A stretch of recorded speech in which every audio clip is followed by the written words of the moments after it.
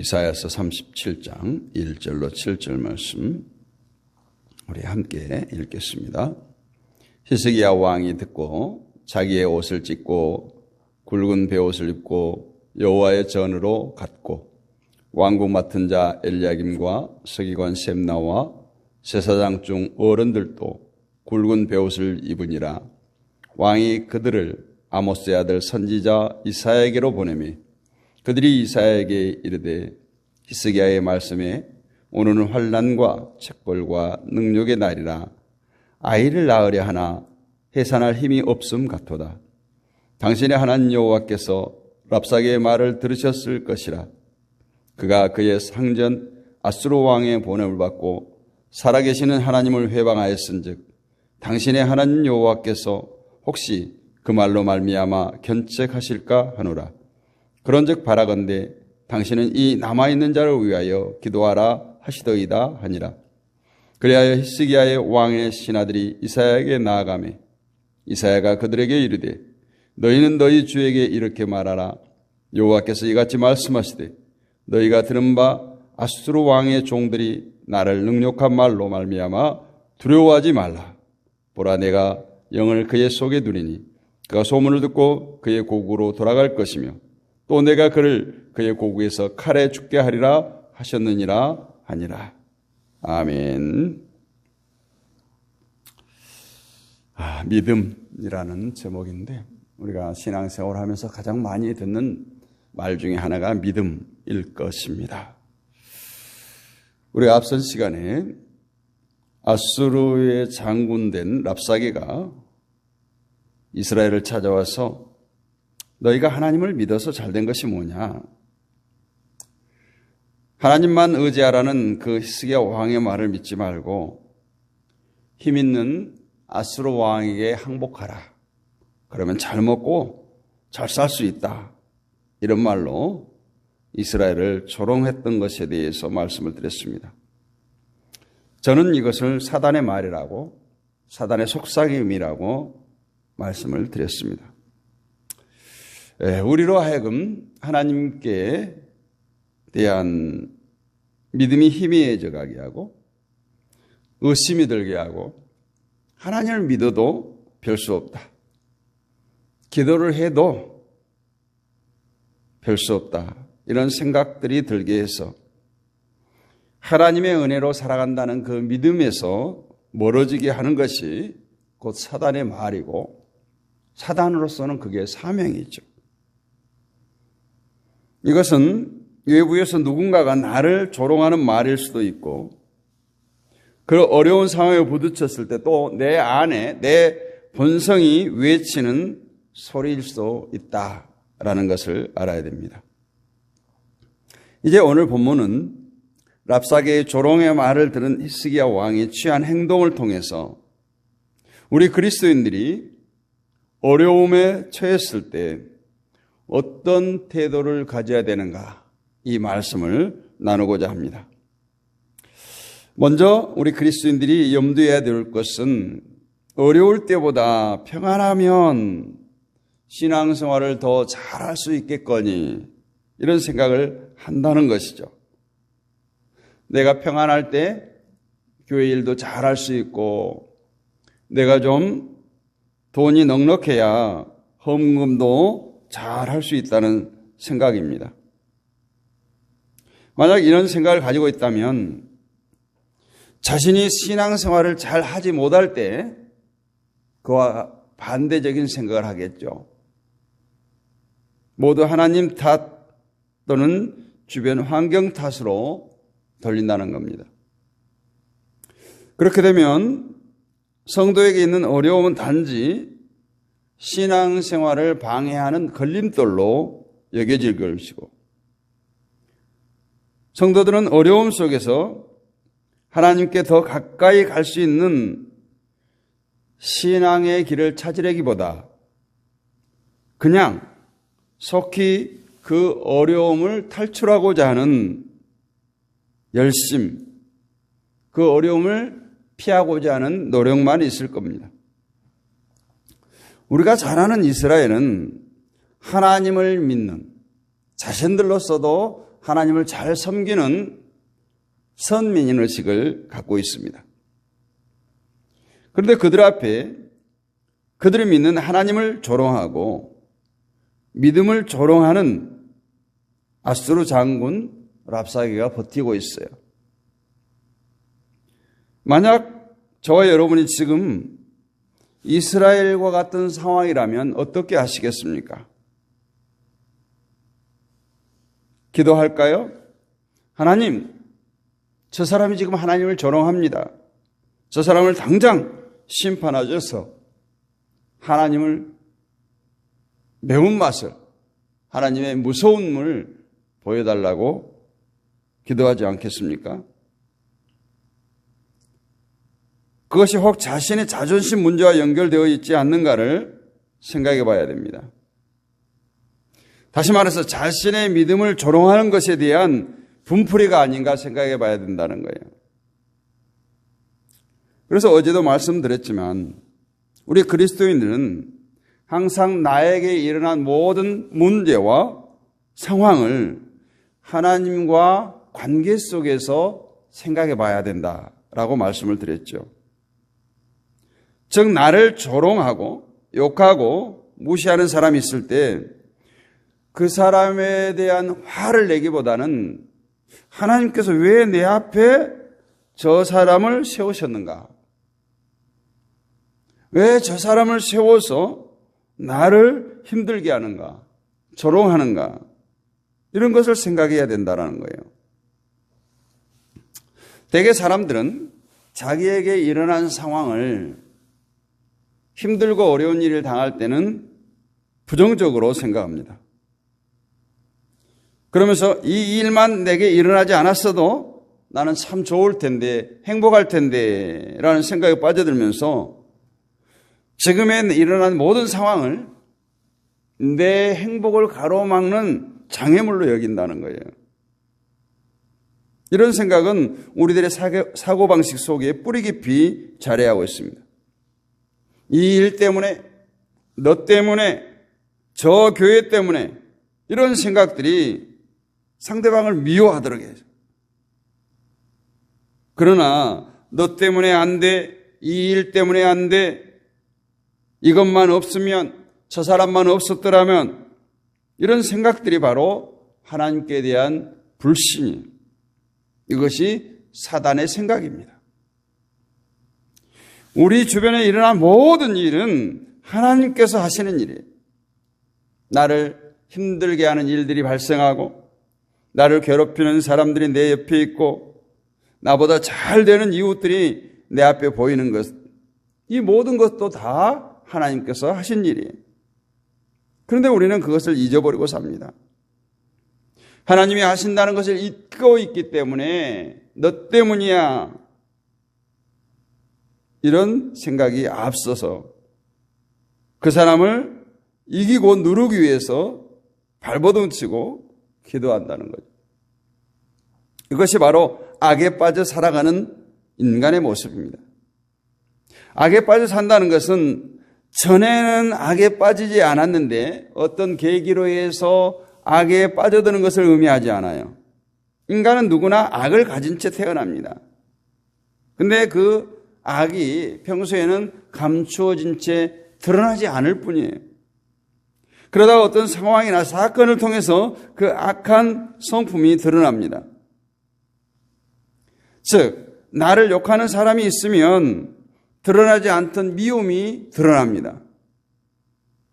결국은 하나님께서 우리들 앞에 조롱하고 무시하는 자를 세웠다면 그것은 우리 속에 침전되어 있는 그 악이 드러나도록 하기 위함이다. 다시 말하면 나를 욕하고 조롱하고 무시하는 사람을 세움으로 너도 저 사람과 같이 남을 무시하고 조롱하고 욕하는 악이 있지 않느냐, 이것을 발견하게 한다는 거예요. 결국 성도는 자기를 조롱하는 자를 향해서 미움을 갖고 욕을 하고 같이 조롱하면 자기 자신도 그 사람과 똑같을 것이고 또 그것들을 통해서 자신이 죄인임을 발견하도록 하는 것이 하나님의 뜻입니다. 그런데 이러한 하나님의 뜻을 생각하지 못하기 때문에 너 때문이야, 너 때문이야 이런 생각에 빠진 채 미움을 들어오게 되고 똑같이 상대방을 대적하면 그것이 곧 악에 빠지는 겁니다. 하나님께서 아벨을 죽인 가인을 그 자리에서 심판하지 않고 세상에 남겨두시고 보호하시고 인류 역사를 이어가게 한 것도 인간에게는 누구나 가인과 같은 악이 있음을 가인을 통해서 깨닫도록 하기 위해서라는 거예요. 왜 하나님은 가인과 같은 살인자를 이 세상에 남겨두었을까요? 오늘 본문의 랍사게가 이스라엘 앞에 등장하는 것도 같은 맥락에서 이해하면 하나님이 뜻이 이렇구나라는 것을 알게 됩니다. 만약 이스라엘이 랍사게의 말을 듣고 마음의 동요를 일으키고 흔들리면서 하나님을 향한 신뢰가 사라져버린다면 평소 하나님께 저들이 아무리 제사하고 절기를 지키고 하나님의 이름을 불렀던 그 신앙이 가짜였다는 것이 드러나게 될 겁니다. 예를 들어서 우리 교회 같은 이 조그만 동네에 교회가 있는데 그 교회가 평소에는 하나님을 잘 섬긴다고 하고 성도들끼리 정말 화평케 하고 하나님 말씀으로 살자고 가르치는 교회였는데 어느 날 교회 앞에 또 다른 교회가 세워졌어요. 그런데 그 교회가 얼마 되지 않아서 기존에 있던 우리 교회보다 부흥되는 거예요. 커져가는 거예요. 이럴 때 평소에 하나님을 잘 섬기며 살아왔다고 자부했던 그 믿음이 진실된 것이었다면 어떤 반응을 보이겠습니까? 참된 믿음이었다면 이 다른 교회가 커지든 말든 관심 없이 여전히 변함없이 하나님을 잘 섬기겠죠. 그런데 오래된 우리 교회보다 이제 세워진 부흥된 다른 교회를 보면서 야, 우리 교회는 뭐냐? 우리 교회는 왜 부흥이 안 되냐? 그러면서 하나님, 우리 교회도 부흥되게 해달라고. 왜 저 교회를 우리 교회 앞에 세우셔가지고 우리에게 이렇게 시련을 주시냐고. 이렇게 하지 않냐 이 말이에요. 다른 교회가 들어오기 전에 평소에 하나님을 잘 믿는다고 하나님의 말씀 중심으로 산다고 했던 그 믿음은 진실된 것이 아니었음이 이렇게 드러나게 된다는 거예요. 그렇다면 하나님께서 우리 교회 옆에 또 다른 교회가 들어오게 하신 것은 아무 뜻 없이 하신 것이 아니에요. 너희들의 교회를, 너희들의 믿음을 점검하라는 거 아니겠어요?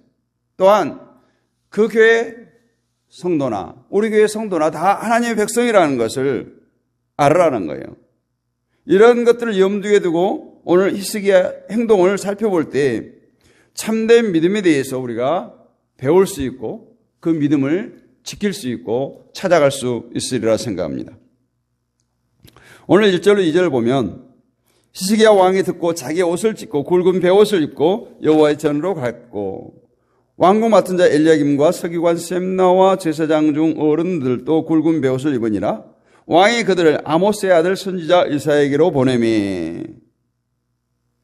오늘 히스기야 왕이 랍사게 장군의 조롱하는 말을 듣고 두 가지 행동을 취하는데 하나는 굵은 베옷을 입고 자신이 여호와의 전으로 갔다. 그러니까 왕의 옷을 다 벗었다는 거예요. 그리고 또 하나는 대신들과 사람들을 이사야 선지자에게로 보냈다는 거예요. 이런 히스기야의 행동이 별것 아니라는 생각을 가질 수도 있습니다. 여호와의 전으로 갔다는 것, 즉 하나님께 나가서 기도했다는 것이나 선지자를 찾아간 것, 오늘날 같으면 목사들을 찾아가서 상담했을 수도 있고 함께 중보기도를 요청했을 수도 있습니다. 그러나 이 히스기야의 행동을 우리가 그냥 가볍게 생각하면 안 됩니다. 과연 우리가 어려움에 처했을 때, 문제가 발생했을 때 여러분의 가족 또는 친척 중에 권력을 가졌거나 재물을 많이 가진 사람이 있으면 가장 먼저 누구에게 도움을 청하겠습니까? 물론 하나님께 기도하는 사람도 있습니다. 그러나 아는 사람 다 찾아보고 힘 있는 친척 찾아보고 이도 저도 안 될 때 마지막에 하나님을 찾지는 않습니까? 목회자를 찾아오는 것도 자존심 상하지만 문제 해결이 있어서 어떻게 하는 것이 하나님의 뜻이고 성경적인가를 찾기 위해서라기보다 세상에 아는 사람도 없고 힘 있는 사람도 없으니까 그래도 사람을 많이 아는 인간관계가 폭넓은 목사님과 의논하면 뭔가 해결될 것 같지 않는가, 이러한 생각으로 목사를 찾는 것은 아닌가 하는 거예요. 그래서 오늘 우리는 히스기야의 행동이 결코 쉽지 않다라고 말씀을 드린 겁니다. 오늘 히스기야 왕이 하나님을 찾았다는 것은 아수르와의 싸움에서 힘으로 대항하겠다는 뜻을 버렸다는 거예요. 모든 것을 하나님께 맡기고 하나님께서 싸우시도록 하겠다는 거예요. 즉 하나님을 찾는 것은 나는 세상 문제를 세상 방식으로 해결하지 않겠다. 이 일에는 하나님의 뜻이 있다. 때문에 나는 하나님께 나아간다는 겁니다. 또 이사야 선지자에게 신하들을 보낸 것도 같은 이유예요. 선지자를 통해서 어떻게 하면 아수르를 물리칠 수 있겠는가 지혜를 얻으려는 것이 아니에요. 아수르를 이기도록 기도해달라고 부탁하기 위함도 아닙니다. 다만 선지자와 같은 사고방식으로 우리가 문제를 바라볼 수 있도록 해달라는 거예요. 히스기야 왕은 선지자가 어떤 사람인가를 잘 알았습니다. 선지자는 하나님의 일을 예언하는 사람이에요.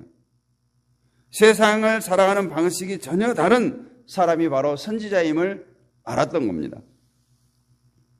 그런데 선지자를 잘 알고 히스기야가 세상적인 방식을 문제를 해결하기 위해서 사람을 보내지는 않았을 거라는 거예요.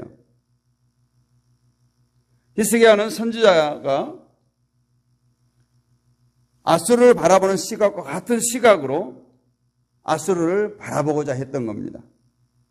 이것은 오늘날 성도들이 목사님에게 상담을 하기 위해서 찾아가는 것과 전혀 다른 거죠. 선지자는 무엇을 먹을까, 무엇을 입을까, 무엇을 마실까에 전혀 관심을 두지 않는 사람들이었어요. 그런 선지자들이 먹을 것, 입을 것, 마실 것을 위해서 상담하러 왔을 때 무슨 말을 해주겠어요?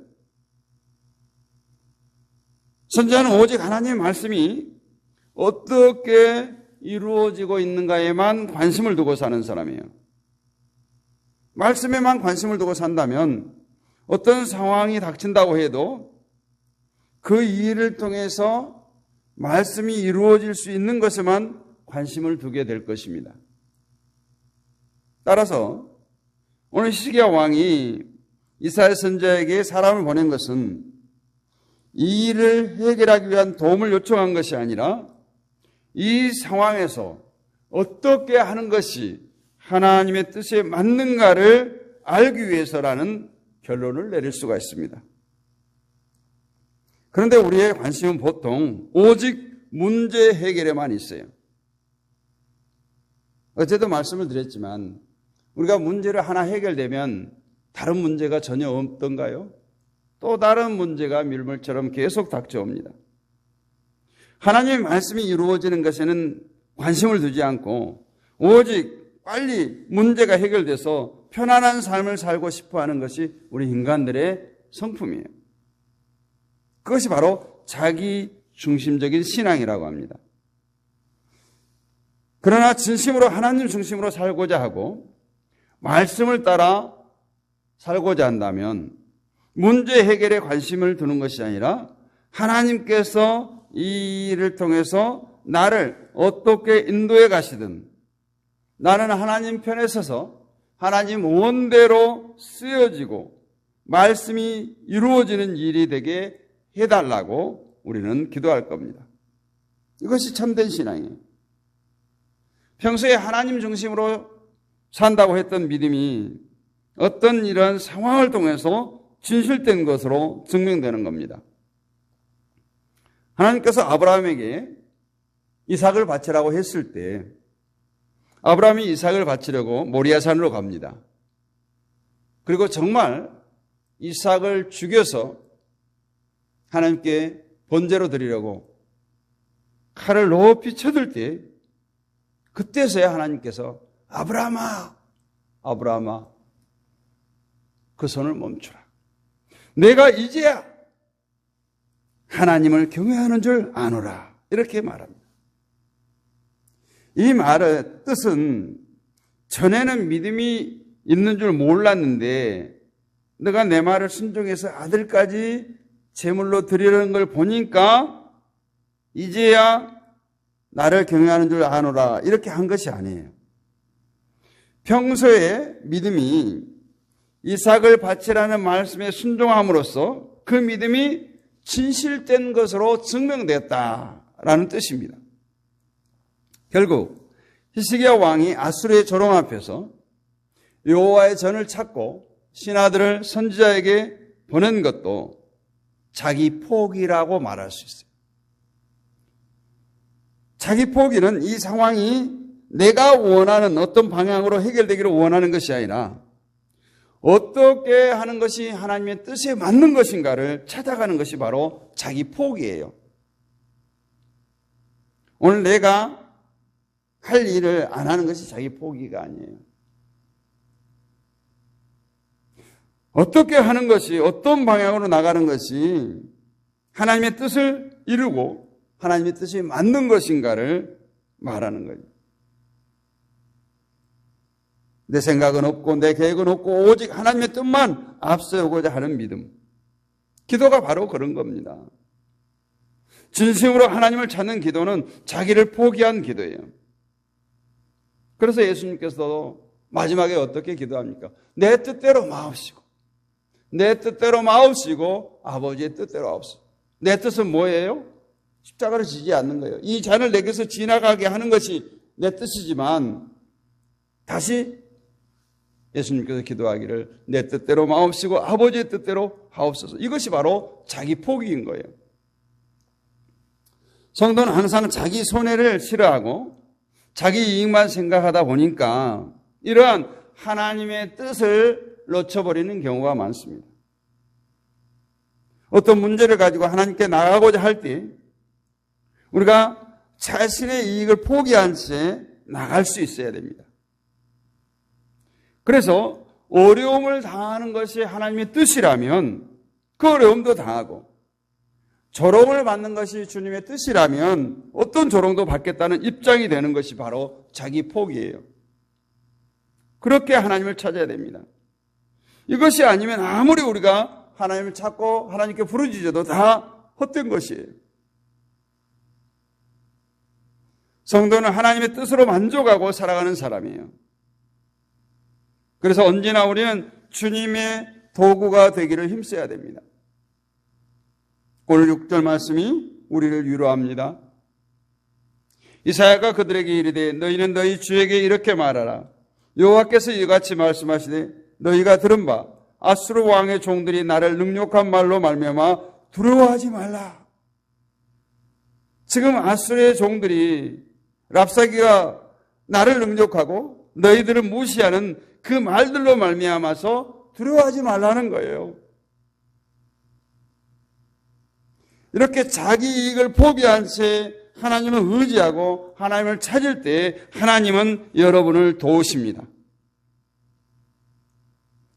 그러므로 자기를 포기하고 기도하시고 어떤 상황 속에도 하나님의 뜻이 이루어지기를 힘쓰기를 원합니다. 이것이 우리 성도가 할 일이에요.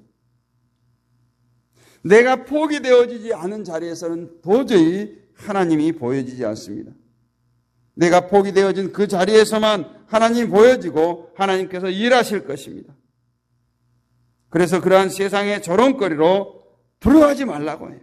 그러면서 뭐라고 말씀합니까? 7절에서 저들을 다 내가 처치하겠다, 처리하겠다라는 뜻 아니에요. 고국으로 보내고 고국에서 그냥 칼에 죽게 하리라. 통쾌한 말씀 아닙니까? 우리는 통쾌한 이런 말씀이 통쾌한 응답이 아닐지라도 하나님은 우리에게 고난을 주시고 우리를 조롱하는 자를 우리 곁에 두시고 그들을 당장에 심판하지 않는 것도 다 우리들을 하나님의 뜻을 알게 하기 위함입니다. 세상으로 향했던 우리의 시선이 오직 하나님만 바라보게 하심을 믿으시기를 원합니다. 그리고 하나님을 전적으로 신뢰하시기를 원합니다. 내가 포기되어지지 않을 때 내 자신을 포기하고 내 계획을 내려놓고 오직 하나님의 뜻을 이루는데 쓰임받게 해달라고 간구하여 부르짖는 저와 여러분이 될 수 있기를 주님의 이름으로 축복합니다. 은혜가 풍성하신 아버지 하나님 감사합니다. 이 새벽도 우리를 흔들어 깨우셔서 주의 보좌로 모이게 하시고 하나님 말씀을 나누게 하시며 우리의 마음에 선한 소원을 품게 하시고 그 소원을 간구하여 부르짖게 하시니 감사합니다. 오늘 또 깨어 기도하는 주의 백성들 가운데 함께하여 주옵소서. 자들의 간구를 외면치 마시고 주여 들으시고 응답하여 주시옵소서. 아버지 하나님 약속의 말씀들을 붙들고 기도합니다. 기대합니다.